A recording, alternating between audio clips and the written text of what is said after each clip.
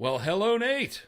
Hello, Greg. Welcome once again to What's This Bird Live, brought to you by the American Birding Association and What's This Bird. We are excited to be with you today. I'm Nate Swick. This is Greg Neise. We're going to talk birds, birding, and whatever else happens to come up. Greg, how's the birding in your area? Dull, dull. It's been a Dull. It's really dull. it's It's a been a dull time of really year. well, it's Yeah. been a really dull February. I mean, February for us is all about gulls and ducks. Yeah. And it's just been so warm, Yeah. and the weather's been just so weird that Yep. we get the usual handful of Thayer's Iceland gulls and lesser blackback gulls and a harlequin duck here and there. The only kind of mega that's shown up this winter so far was a crested caracara down in central Illinois. That was kind of wild because it was there for a month and people had been reporting it, but the clutch of birders that twitches those kinds of things Mm-hmm. They couldn't didn't believe it. find it. They thought it was a bald eagle. They thought it was a bald eagle or whatever, but then it was found and everybody got on it and then it disappeared. Yeah. Well, it is But dull here in the southeast yeah, as well. But one interesting thing that I just noticed the other day, I already have house finches building a nest under the eaves of my porch. I If we get one of these classic southeast late spring snow flurries, they might have regret the fact that they've already built the nest. But hey, 3 out of 4 years, it probably pays off for them. That's why we have so many house finches. yeah, and that's kind of interesting. You mentioned that because we have the neighbor's house has a hanging flower pot that has house Oh, finches nesting in it. classic Oh house yeah, finch they nesting love that. substrate. They Yeah. love that, and every year it's a plastic fern that's hanging off their back Yeah. porch, and they Yeah. nest in there every year. And Every you're single year. just like you said, in the last few days they've been up there checking it out. They've been gone all winter, but they Yeah. were there checking it out in the last It's few always a days. recipe for me.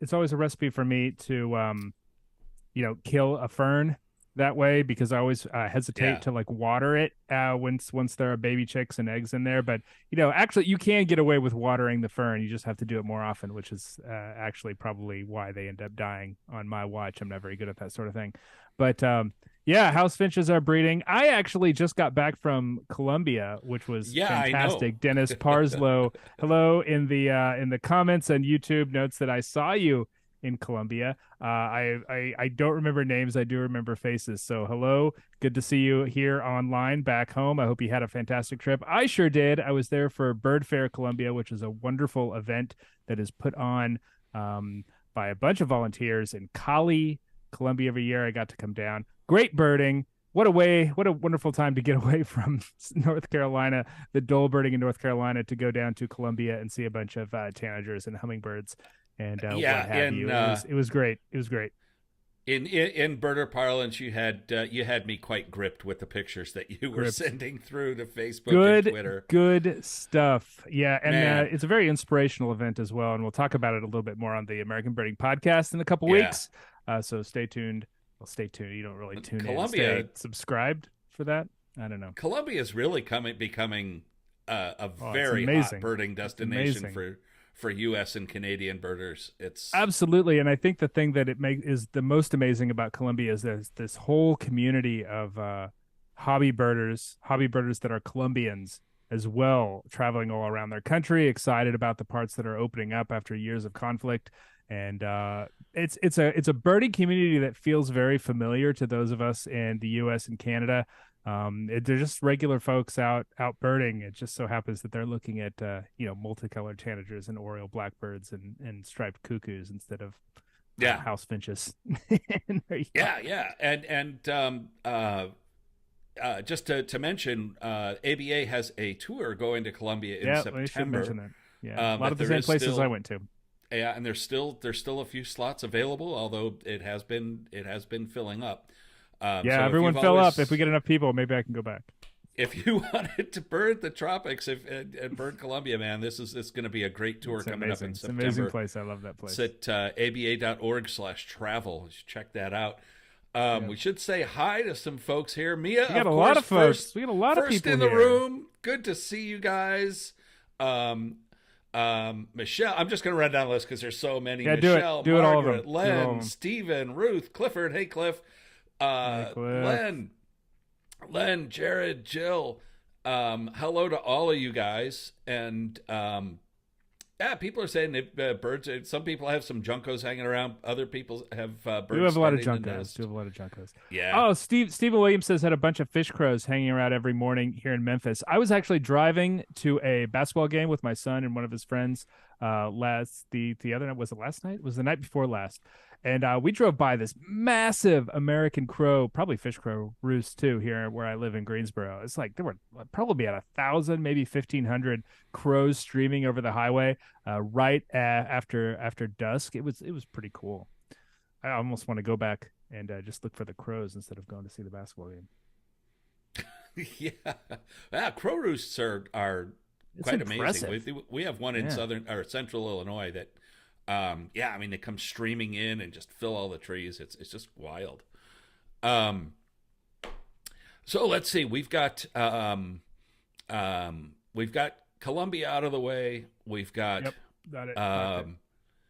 yeah. So let's move into something else here. Robbins in San Diego County. This is we talked about this being a dull kind of year, and maybe it is a little bit dull time of year, and maybe it is a little bit. But there's a lot of migration going on for those people who are kind of keeping an eye out for it. We're still a couple months away from the big push of neotropical migrants that are coming up from places like Colombia.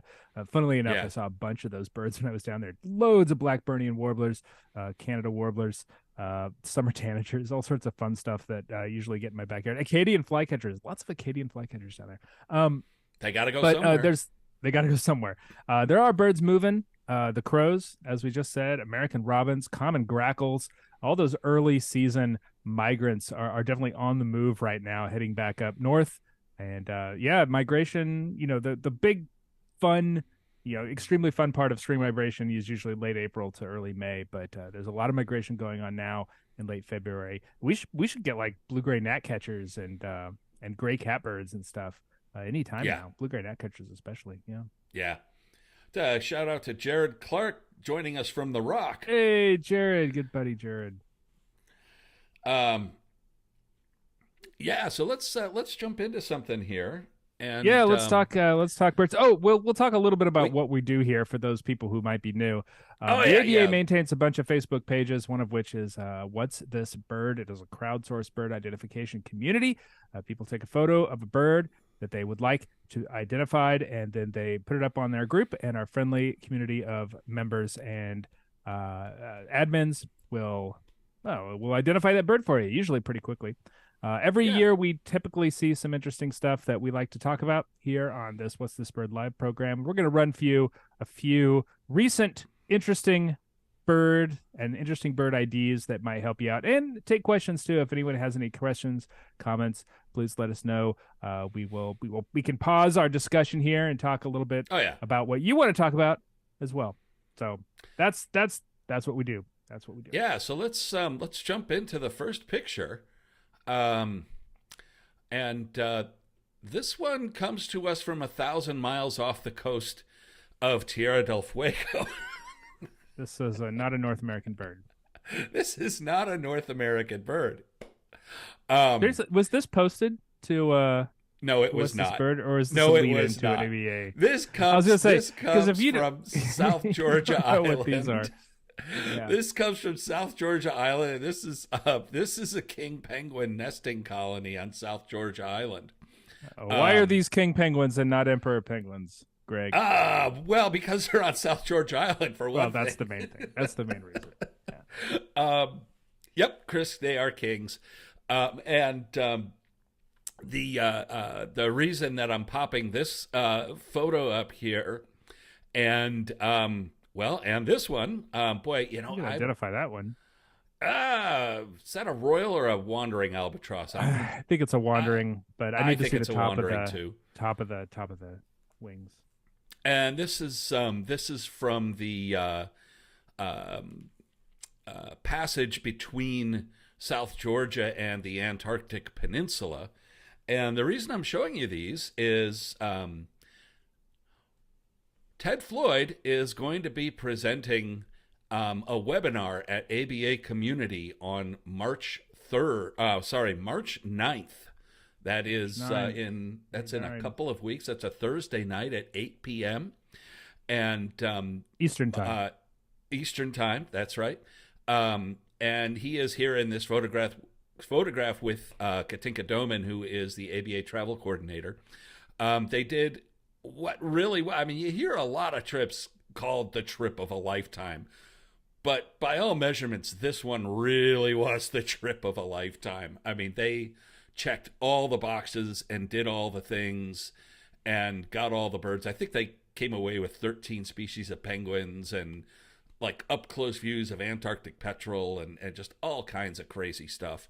But Ted is going to be giving a presentation at ABA Community. That is for ABA members. If you are an ABA member, jump into ABA Community. That's aba.org/community. If you are not an ABA member, this presentation will be available for $30. And you can coincidentally how much an e-membership costs to the ABA. $30. And with the price of admission, you get a year digital membership in the ABA. What a deal. And access to all the webinars that we will be having coming up this year, starting in a couple of weeks and going forward. We have a few others that are being worked on, and it's gonna be a really fun, really cool series. So we hope that you guys can join us at ABA Community for Ted's talk. Ted's talk, the original Ted's talk. Yeah. All right. So I think we got that all set there, and let's go in and look at some birds, huh? Yeah, let's do some birds. Oh, yeah, we got some questions. What is ABA Community on YouTube? I can respond, but it's probably faster if you just say it. ABA Community is our member social media like a bulletin experience board, site. It's a combination of Twitter, Facebook, old school forum, and a membership directory. There's a lot of cool stuff going on there. If you're a member, you go to aba.org/community, you log in, you just jump right in. And there you go. That's pretty much it. Yeah. It's an online member directory / social media community. So look at all right, let's talk about this bird from Georgia. This is down my neck of the woods.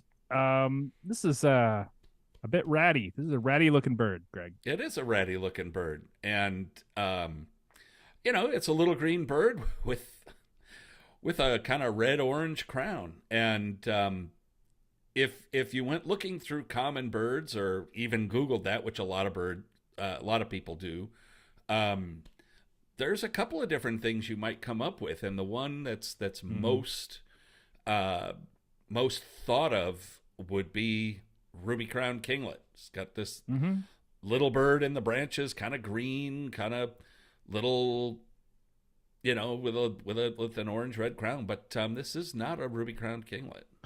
No, there's a few things that kind of stand out to me as not a kinglet, I suppose. Kinglets tend to be very large-headed compared to their body when we're talking about proportion, which is what we talk about when we talk about size a lot of the time. They tend to be, they look small largely because their body looks small compared to their head. This was a little more, normally proportioned sort of bird. I like that bill. It's a very small, thin bill, reminiscent perhaps of a sparrow, but not quite thick enough. So I feel pretty safe. This is going to be in the warbler group. And when we're looking at warblers, there aren't too many that are sort of that all over greenish kind of olivey color. But they tend to be greenish and olivey all over. What's all that color on the head there, Greg? Well, that's really weird. That's something that is very rarely seen, even on the breeding ground where this bird kind of shows it off, but in the Arctic. and high altitudes. Hmm. But the fact that this bird is so wet and so kind of it's that the crown feathers have parted and we can see Yeah. the orange crown of an orange crowned warbler. And Yeah. 50 years of birding, I've never seen the orange crown on an orange Yeah, crowned I warbler. don't know that So I this have. I is may have seen it maybe once, it's very few times. Why is this bird so wet? Was this photo taken in a yard with like a bird bath or something? That's what I would suspect. possibly, I don't Because know. there's I a lot of didn't. light, so there's even blue sky in the inset, so I don't think it's raining. Yeah, I don't know. It might have been a bird bath or a puddle or Yeah. something like that. I mean, I don't think the person said exactly where it was. They just said where, what state Yeah, it another thing that was. you want to think about with ruby crown kinglet is that they have a lot of yellow in the wings and tail as well. So they've got like kind of margins of those flight feathers that are yellow. And in that nice kind of spread wing photo we have, the larger photo that Yep, Lauren Schaefer has taken, you can see that those wings are like all kind of unicolor. yep. They're a little bit paler on the edges, but not yellow. Definitely not yellow. So that's another thing that kind of is Well, and rules the out ruby crown kinglet, and the lack of an eye ring as well is probably the well, the biggest thing. lack of an eye ring. It's got eye arcs. It Hmm. doesn't really have strong wing bars. No, Kinglets have strong wing bars. Say that. king bars Um, have strong winglets. yeah. um, and the bill the bill is just not a kinglet bill. Kinglets have little thin bills. This is a Mm-hmm. sharp kind of spiky bill. Um, so yeah, we are dealing with an orange crowned warbler here, which is kind of the default. That and pine, I think, are kind of the default warblers this time of year in the South. Yellow rumps, definitely a lot of myrtles Oh yeah, around. yellow rump. She's one and of course I'm forgetting But yellow rump. yeah, yellow rumps, pine, and orange crown. Orange crown definitely the least common of the three, but they are around. It's a I very mean, it late depends on migrant. where you are. And A handful of them stick around throughout the winter. So it's not anything I would you know nothing would shock me about seeing an orange crown warbler in Georgia in February. yeah, and I mean, and the further west you go, the more common they get. In South That's Texas exactly right. And the greener they get, the brighter green and they get too.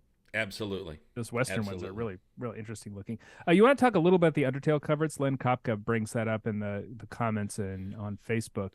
Um, yeah. Orange crowned warbler is one of those unusual warblers that has or is it unusual? See, you're gonna make me go out on a limb here live on Well, Facebook, that's but okay. they have the dark undertail coverts are noteworthy for this bird, if I recall correctly. Like it really does not have much going on. A lot of other similar birds would have either white undertail coverts, or they would have a little bit of pattern in the tail. You'd see some white spots in the tail or some white margins on the tail feathers. Right. I mean, the other, Nashville I don't have warbler my has the orange crown. It has a gray yeah. head, but it's typically much yellower underneath. Yeah, Um, and it's got and yellow tends to under the be tail and white pants. So it's not a uniform underneath. It's like yellow, white, exactly, yellow. Yeah, and it tends to be greener on the back. It's more, a little bit. it's a Yeah. richer, green. And then the other one, Tennessee warbler, which does not have an orange crown. So because of this very And it would be unusual very, very couple of unusual in the winter photos, in the it would southeast. be It should very be in South unusual in the America. winter. Yeah. And if this were a Tennessee warbler, it would basically be scalped, and we'd be looking at its bare skull because Yeah. they don't have orange feathers on the top of their head. That's true. Cinnamon Stewart notes a ruby crown kinglet has anime eyes. That's pretty good. I like that. That is true. That those big eyes like an anime cartoon. Yeah. Nice.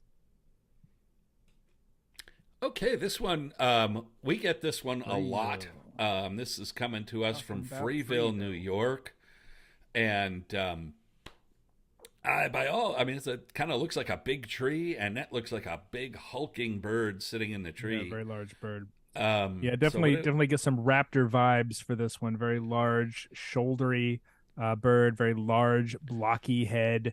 it's Not much of a tail. Those wings are about as long as the tail. This looks like a large raptor, either an eagle or a buteo hawk. it is built like a tank. Mm-hmm. And the person who posted it said that there was a golden eagle in the area, and Mm-hmm. they were Mm-hmm. wondering if this might be the golden eagle. Um, They Couple definitely of found an things. eagle. I would say yes, they definitely found an eagle. There's very few Mm-hmm. birds we have that present this massive and bulky. Um, Mm-hmm. and young golden eagle does have. We can see on this bird's tail. It shows some pale feather. A pale band sort of at the base and a darker tip, and that is something that young golden eagle has. Um, the uh, the rest of this bird is kind of flecked, and it looks almost like it's got like a mask. And Mm-hmm. so this is a young bald eagle, I believe, in its Mm-hmm. second year. And if we look at the comparison of a golden eagle and a bald eagle, you know, a golden eagle, and we're looking at the front of this bald eagle, by the way, and we're looking at the back of the golden here, so it's Mm-hmm. not a direct comparison there. But look at the shape. Yeah, Look at how the golden eagle on the left is shaped more like a buteo. It's a little slimmer. It's a definitely. little longer. The head is smaller. It Mm-hmm. looks more like a typical hawk, whereas the bald eagle on the right is just this big, massive. You can see his big, blocky head, Mm-hmm. big bill, short wings, relatively, um, and yeah, and the Sibley illustration shows us this plumage really, really nicely. Mm-hmm. Yeah, for sure. Golden eagle definitely, at first glance, looks more like a large hawk, like a red-tailed hawk or a ferruginous Hmm. hawk, than it looks like a bald eagle. So it's one of those things that if it looks like an eagle, if it looks sort of massive, it's usually a bald eagle. You're more likely to confuse a golden eagle for a hawk than you are for a bald eagle. Wait, did I say that correctly? Yeah, you did. Golden eagle is, yeah. It's one of those things you'll know it when you see it. And in fact, golden eagle and bald eagle are not actually all that closely related to each other. No. The eagle hawk. I don't know the where they come together. It's sort of arbitrary. What we call an eagle and what we call a hawk is not. It's not a taxonomically useful term. The golden eagles, the Aquila eagles, there's a lot of them in the old world in Africa, Yeah. are more closely related to the buteo hawks than they are related to the bald Right. eagles. And Like when our you look at red-tailed them, hawk. exactly, you look at them and you see that they're shaped differently. They have different habits. They're very different. You can find them typically in different places. And bald eagle is almost always around water. It's one of the fish eagles, and golden eagle is a wide open country bird. And Hmm. yeah, yeah, you're going to confuse a golden eagle for a hawk before you confuse it for a bald eagle for the most part. Absolutely. And I think a year ago or so, I had Ted Floyd joining me on here, and we talked about golden eagle identification. And excuse me. And he said that out where he is in Colorado, the bird that's most frequently confused with golden eagle is turkey vulture, Yeah. and Oh, for and that's sure. because Because in flight, golden eagle looks like it has small head. Yeah. a small head, and, Surprisingly and it small head. flies with a dihedral with the wings Yeah. on an angle. It doesn't Absolutely. tip like a turkey vulture does so much. It doesn't rock, but A they lot of they have times a you see very those young golden eagles and they'll look like a turkey vulture with white in the tail. Yeah. exactly Yeah. exactly. Um, let's see. Stephen Williams says, "I wonder if those who chose it for our money and my EGA knew that it was a scavenger for the most part." Well, I Benjamin Franklin sure did. yeah. Well, I'll tell you He what though. pointed it out. Bald eagles, I think, are and golden eagles too are opportunists, and Mm-hmm. golden eagles we don't see as much, but there are so many trail cams out now that are put on deer carcasses, and boy, you put a deer carcass out anywhere near a golden eagle, and you're going to get Yeah. that golden eagle on your trail cam. Yeah, for sure. Um, Bald eagles, I mean, they fish, they take ducks, I've seen them take, they're famous for taking coots. I mean, coots are like Mm-hmm. bald eagle popcorn. Um, but yeah, they will scavenge as well. Pretty much any of the big birds of prey. Yeah, I've seen red-tailed hawks Yeah. scavenge. Um, Yeah. Alessandra Kite notes in Facebook, in the East, Goldens are honestly more confusing with rough-legged hawk. And yeah, I totally see it. I see it. yep. All right, moving right along here. This trio comes to us from Louisiana. And the Yeah, a lot of question, ducks down there. I think, is the question was about the bird in the back. Mm-hmm. Um, and the bird on the right is a very classically plumaged male mallard. That is our most common duck. I Yep. believe it may be the Everyone most knows common that duck bird. in the world. Yep. Everybody knows that bird. Green head and the yellow bill and the chestnut breast. Yeah, that is a very distinct bird. The two other ones, what do we got going on there? Yeah, more or less the same shape, so that should be a good clue as to what we're dealing with here. Kind of, but the Um, one in back is kind of weird looking. it is weird looking. Oh, we'll just do the one in the front first to make it Sure. easy.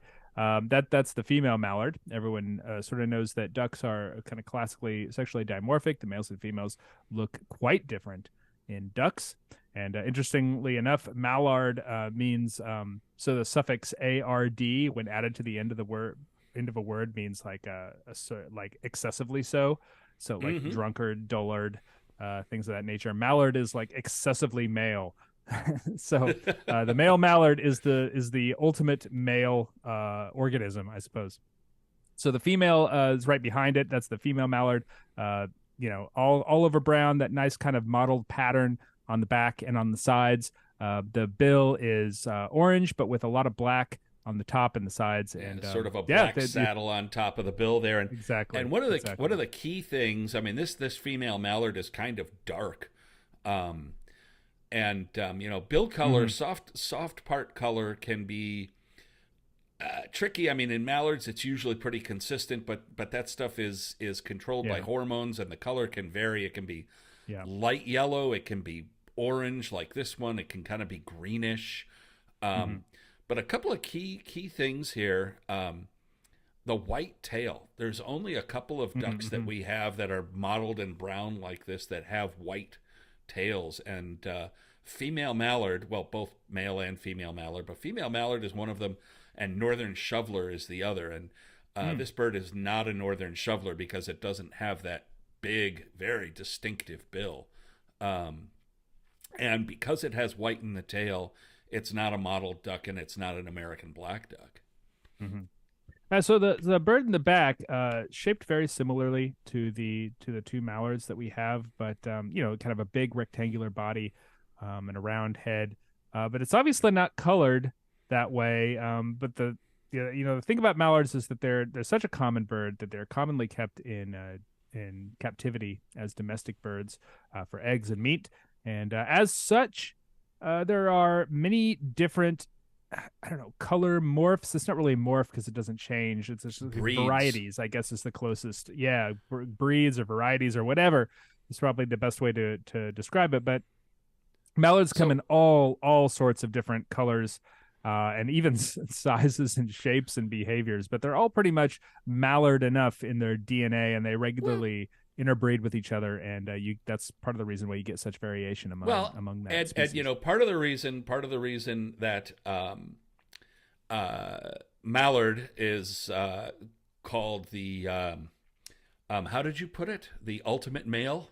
The ultimate male. The ultimate male is because they will breed with anything, living or dead. And as a result, there are what we call a lot of manky mallards out there. Yeah, I forget the And first time I heard this term, manky mallard. I think it might have been 10,000 birds, but it does sort of uh describe the situation with mallards very well. Manky, yeah.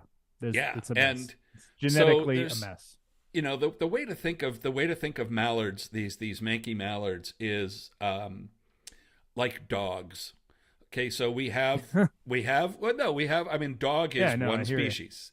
And but Hmm. there's everything from a Pekingese to a Greyhound and all the breeds in between. And Hmm. all of these iterations of mallards are bred by humans to be the way they are. And so they have various names, like the one in the middle here is called Indian Runner. I believe the one on the right is called a crested duck. Yeah, Um, with the poofy thing. yeah, there's like, and then there's other ones like I forget what it is, a Swedish something or other. Um, but at the end of the day, they're all mallards, They're all and mallards. um, they all have a few things in common. You can see the males here. There's the three on the one in the center, and the two on the right. They have the curled upper covert Mm, on the base of the tail. They have that curled feather. That's also, if we bounce back, you'll notice that you see the that? Yeah.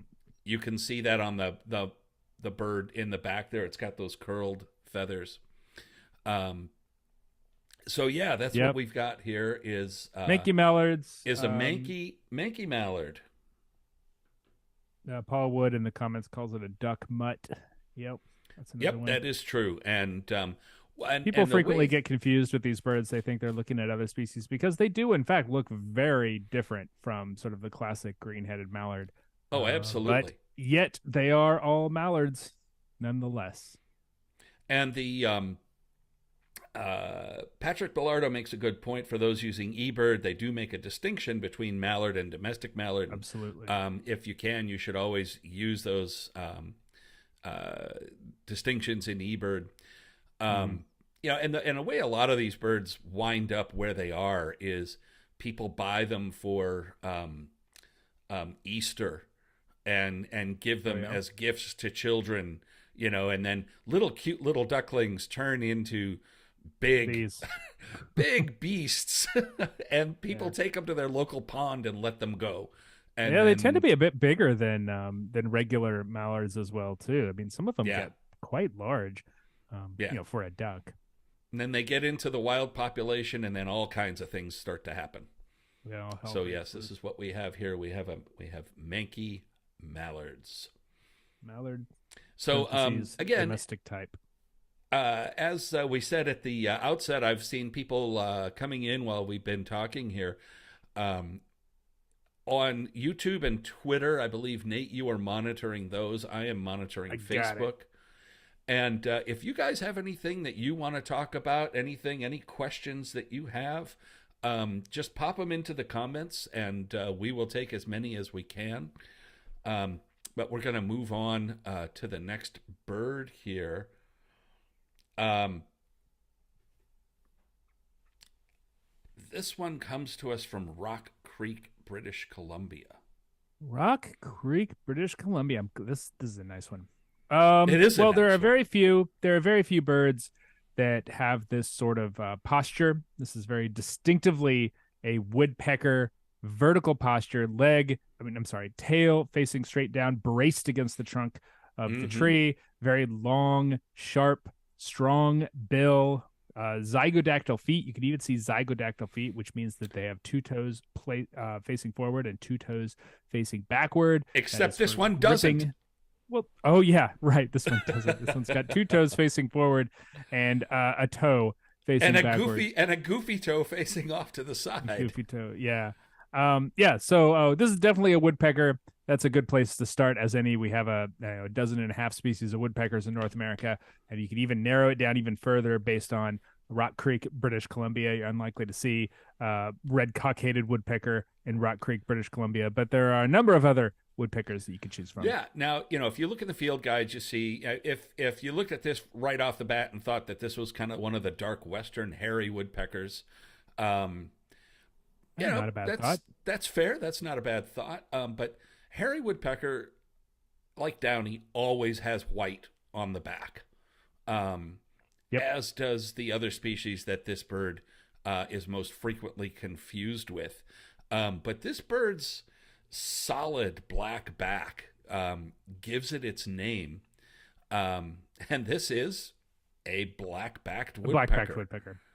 formerly known as black-backed three-toed woodpecker, as Greg Bingo. implied earlier in our discussion of this bird. Yeah, which thank God they shortened that name because black-backed three-toed woodpecker is a real mouthful. We also have American three-toed woodpeckers, so we have a couple different kinds of three-toed woodpeckers. And they used But to, yeah, I mean, black-backed, it used to be black-backed three-toed woodpecker and Arctic three-toed woodpecker. Arctic. Wow, you're And going even back further than I well, was. gray beard. Um, and yeah, so they changed those names, but both of those species have three toes, and you can very easily see that here, which is a huge clue as to what this That's bird nice. is. That's cool. This is a female black-backed woodpecker, which is it's found in the boreal forest. It's found it's there's a few Yeah, places where you spruce can. fur specialist. It's a Yep. neat bird. And what's also cool is this bird has been working this tree, and this Yeah, is a good yeah, way to that's right. find black-backed woodpeckers. They really like burns, so they like forest that's been recently burned. Um, and what they do is they get under the pine bark and they flake it off, and Yeah, then it's just say, drill strictly underneath. speaking, they like the insects that infest a forest that has been recently Been burned. burned. Right. Yeah. Correct. But you can see how to the birds right here, there's a fresh, you can see that the bark has been peeled away, and above it and a little bit below it, the bark has been peeled away. That is what you look for when you're looking for a black-backed woodpecker. If you want to see if there's one in the neighborhood, look for that.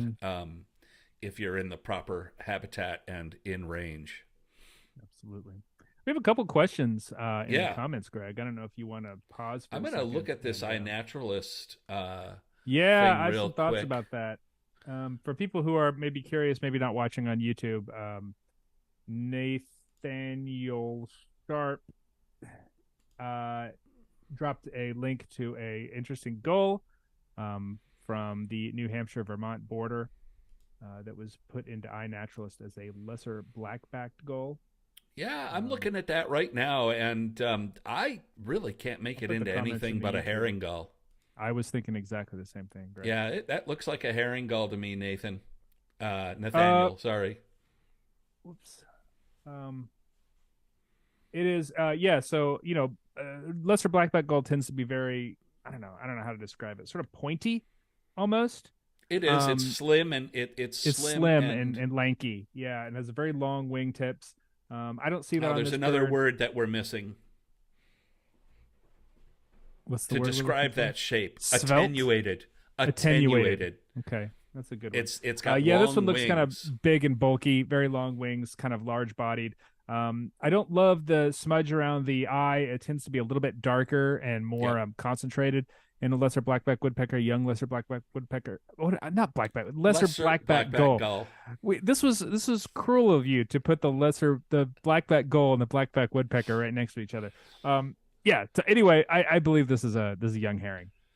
Yeah, Kind of I think so one on the too. paler end of the spectrum for sure, but a herring Absolutely. And nonetheless. by this time of year, lesser blackback gulls, they tend to show a real kind of a distinct dark back, Yeah, they're and starting to get give the that. Yep, impression of a dark back gull. And this bird just doesn't really have that. I'm not saying it. The tertials are the darkest part of the back and the wingtips, and yeah, it just this looks to me like a herring gull. So yeah, cool, good to help you there with that. Yep. We have Jared a Clark. question from Jared Clark also says Jared Clark Jared would chimes know in. goals. They get a lot of them up there. Yeah, so yeah, it looks like herring gulls that show up around the Great Lakes. Um, Agree. yep. We have a question from Ruth Golm. What is the visible difference in sexes of tufted titmouse? Nothing that humans can see, Yeah. though it's likely that the birds can tell the difference. Maybe Well, it's something in obviously the they can ultraviolet because spectrum. they keep making more tufted Yeah. titmice That's or right. mouses. No shortage of them. Mouses? Yeah, mouses. Mouse, tufted Yeah, so birds titmouses. birds can see in the ultraviolet spectrum. That's one of the cool things about bird vision. So they Yeah. can see things that we cannot see. And a lot of the times birds that look the same to us, to our, non-UV eyes, actually show some UV coloration, use some flashes, usually on the crown in the breast, in the places where a lot of colorful birds have their colors. Hmm. They show that, and the males will have it more brighter in the UV spectrum than the females will. So the birds can tell the difference. We cannot. And of course, the males sing, Yeah, that helps. whereas Although the in Tough to Titmouse, the females sing too. They can. I believe they do. I think you're right.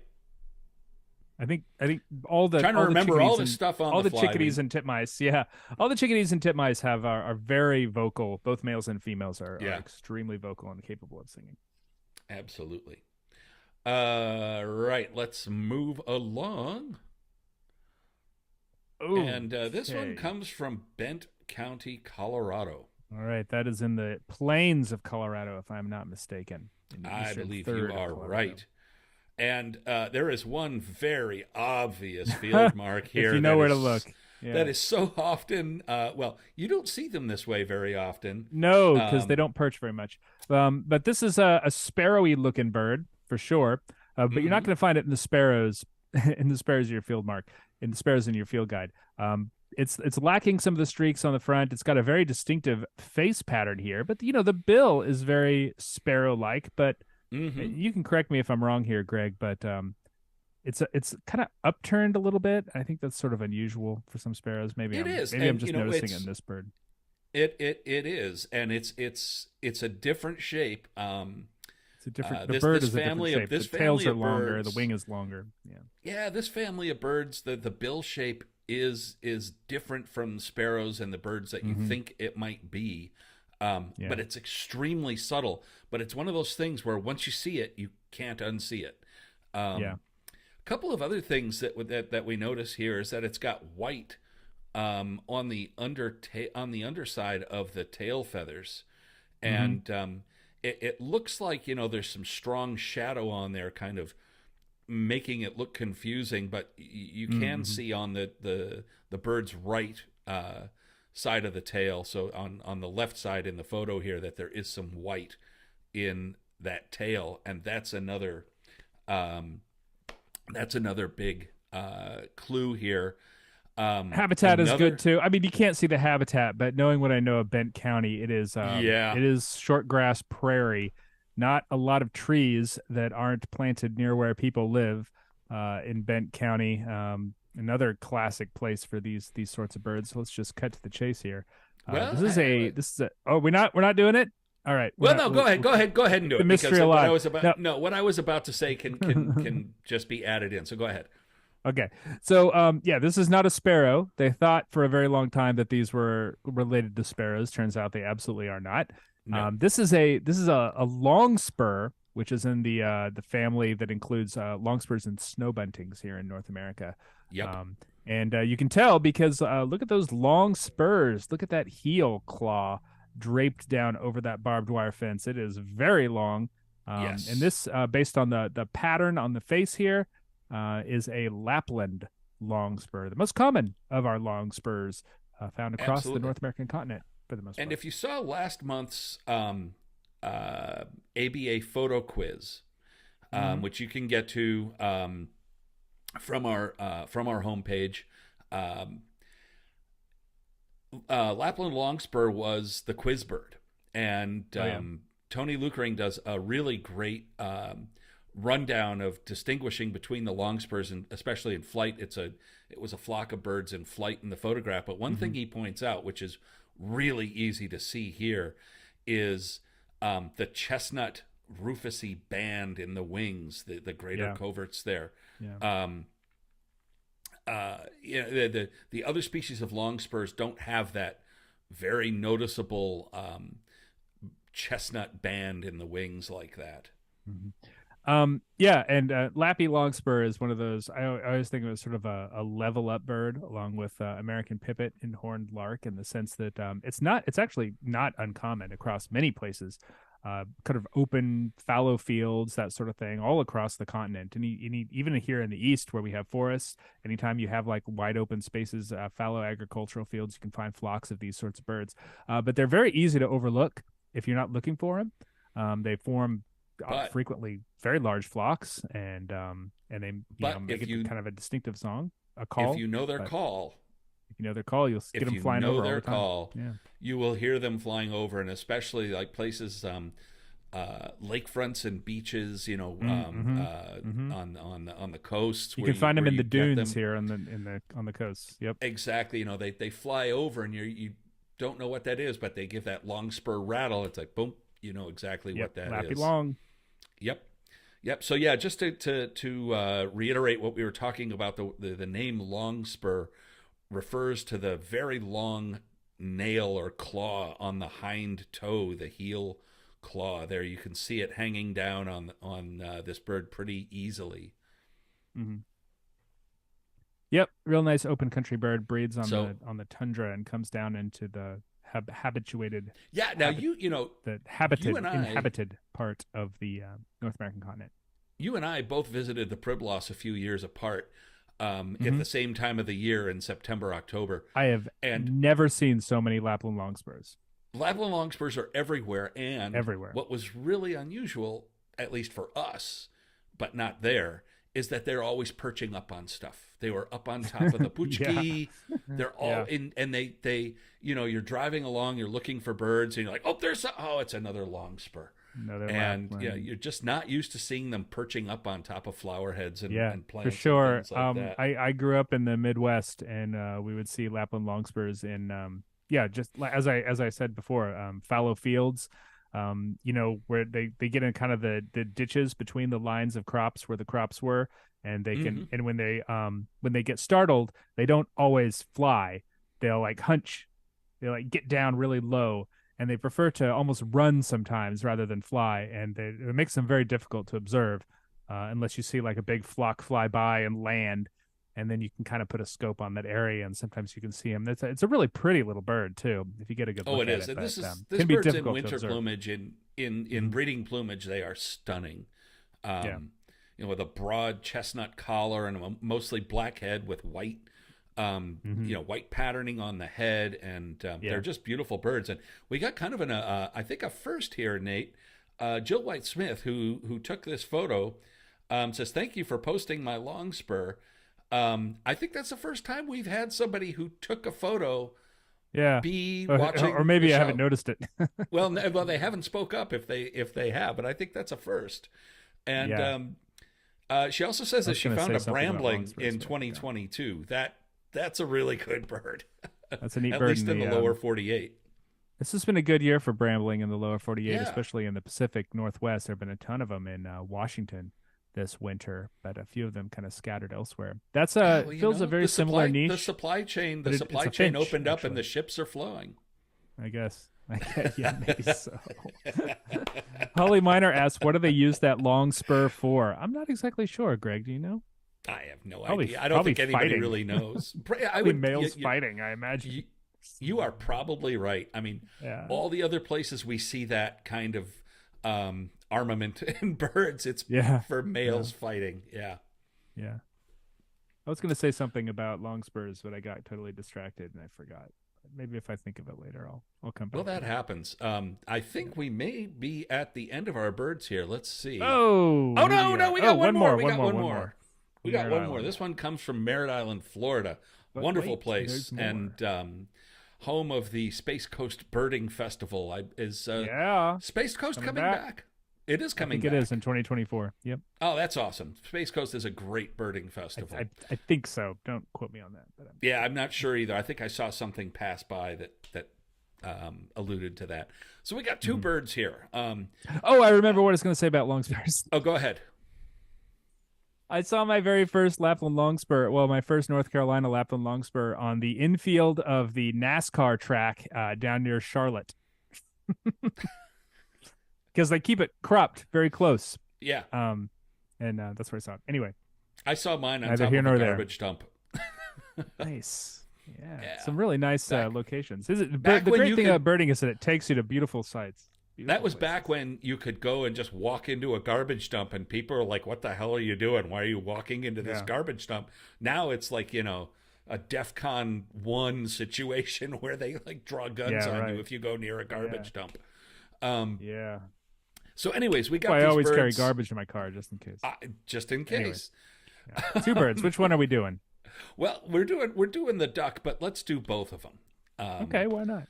So the bird on the left here, pretty typical.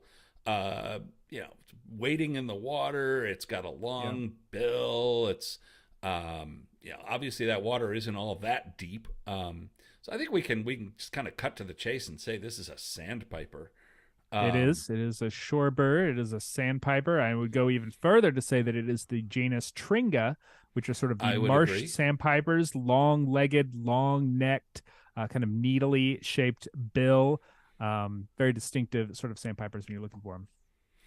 Yeah, and so we see that kind of a gray speckled back, white tail with some black bars, dark gray bars on it. We can't see this bird's legs, so we can't Nope. use that for a field mark. But what we can see is the bill, Mm-hmm. and that bill is rather It's heavy, and hefty. it's got a Yeah, it's it's a got a big one. gray base to it, and if you kind of look at it, it's got a little bit of an upturn. It's got a I little would say that. tiny bit of a Yeah. sweep to it.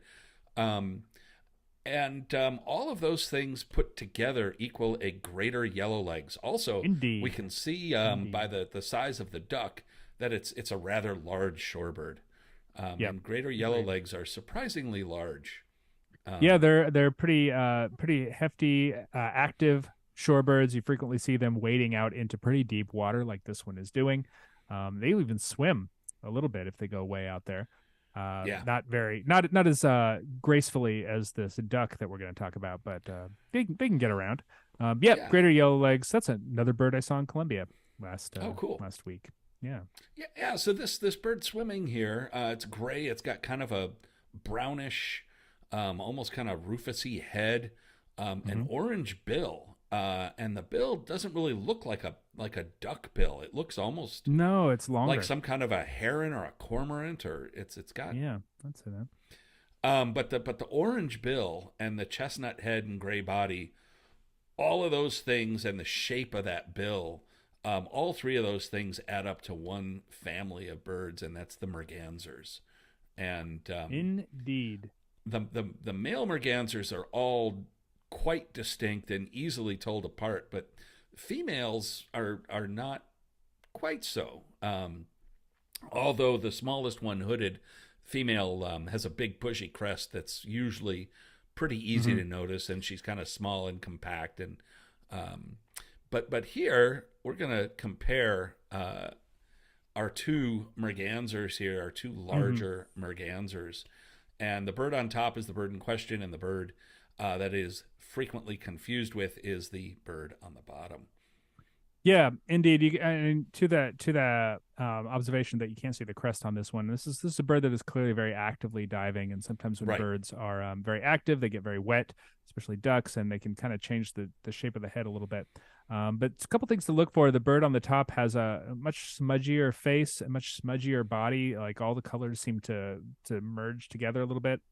And the bird on the bottom, very clean cut. The brown head. There's a nice, clean distinction between the gray body and the brown head, and it's got a white chin. And that white Bright chin white is, chin. yeah, it's something you're going to see with a female common merganser, but you're Right. not going to see it with the female red-breasted merganser, which is the bird that we're seeing On in the the original top. photo. Yep. Yeah, and another thing that's, we like to talk about subtle field marks here.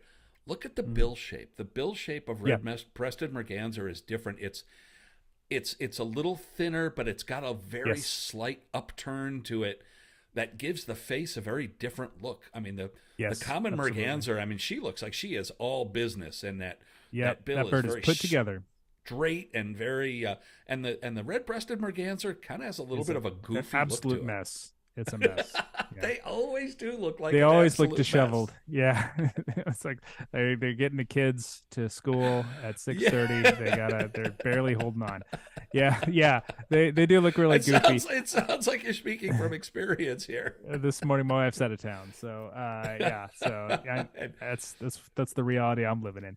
So freshly anyway, back from yeah. birding in Colombia, wife's out of town. It's just Yeah, you got to get everything's falling kids apart. very The early. I don't know kids. why elementary schools go to school so early these days, but But anyway, yeah. So red-breasted merganser is a bird on the top. Also, a bird that you very commonly see on saltwater. Merritt Mm-hmm. Island is kind of brackish. It's right on the coast there, on the Atlantic coast of Florida. Red-breasted merganser is a very common bird, and just offshore, you see them a lot of times in the surf.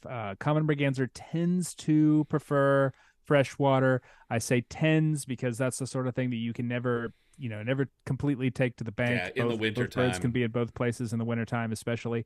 But I always see red-breasted merganser on the water, on salt water. Well, sometimes inland it's on freshwater too, but they're very common on the coast. Yeah, yeah, and around here, the common mergansers tend to like the larger inland lakes versus Lake Michigan or any of the other Great Lakes, whereas red-breasted mergansers form giant flocks out in the deep water, Yep. and the common mergansers like more still water, Yep. um, and they breed in small creeks and streams, Yeah. and Yep. smaller In the rivers. mountains. They like Well, the rapids. mountains where I live. Yeah. Yeah, Yeah. yeah. Cavity Okay, nesters. and that is it That is for it. That is our it. We're coming birds, up to the end. and we are coming Um, up on the hour here. Yeah, so if anyone has any questions that you want to ask us, any comments you want to make, friendly comments, not rude comments, please drop them in the comment section. We'd be happy to tackle those questions. Otherwise, we'll do the spiel here at the end where we say, if you enjoy this sorts of programming, please consider joining the American Birding Association. The ABA is a membership organization. We get a lot of our funding from members just like you, and to help us do that, we ask that you join the ABA. That we have many different membership levels: e-membership, regular membership, where you get the paper magazines in the mail, and all. You help support us and doing what we do, helping to sell the love of birding to all the people on the internet and elsewhere. and our young birder program, Oh, we have a lot of and good stuff. A lot of all good stuff. kinds of stuff. And yes, if you are a member, please do Thank you. jump into ABA community and get familiar with that. Because as I said, there's a lot of good stuff starting to happen there. Indeed. It is a website that we just put together in this winter, so it's kind of in its infant stage at the moment. The only thing that's On the missing is ground you. floor. We are on the ground floor. Yeah. We should. The only thing that's missing from ABA is you, because That's there's no you. The There is American no Birding you. There Association. is no you. Yeah, That's true. no Look you. what I just did. Look what I just did. We- I Well, just look for came that up. on our What do we fundraising need? materials. What do we need an Coming advertising soon. firm or an art director for? That's We're just coming right. up with this stuff. Just like that. Just like that. Andrew Cambauer. Before we go, Andrew Cambauer asked a question. Have either of you ever birded El Yunque National Forest in Puerto Rico? I have not. I would love Neither to. have I. Yeah, I hear it's lovely. Go say hi to Been the to the Puerto Virgin Rican Islands, parents but for not me. Puerto Rico. Yeah. Yeah. My Caribbean birding experience is limited to Cuba and the Aruba, which is like nominally Caribbean. Very windy island. Anyway, And I just want to we'll say goodbye. We're going to say Shout out. goodbye here in a Just second. shout I outs. just want Shout to outs. say thank you to everybody that's saying thank you. Len, Sharon, Christopher, Mia. We have a lot of fun doing this, and I am really happy. We're just delighted that you guys are all here and are having as much fun here as we are. So yeah, with that, I think we are going to sign off. And yeah, who knows? I mean, Nate might even do. We might talk him into doing something at ABA Community, doing some kind of a Oh my program. goodness. Yeah, kind of putting you on the spot here, Nate. But who knows? Yeah. We might I'm see a very something busy like man, that. Greg. I have I constantly understand. I mean, traveling all over the world and feeding kids at We'll 6 o'clock see. in the morning. None. Um, Yeah. Anyway, we'll Yes. see y'all in a couple weeks. We'll be back. If you would like to get a heads up when we do these things, please sign up for our Flight Calls newsletter. We usually give a note when we're about to go live, or at least a 24 hours head start, and so you can plan. And that's We'll about see you in a it. That's couple all we weeks. got. We'll see you. Bye, folks. Bye bye.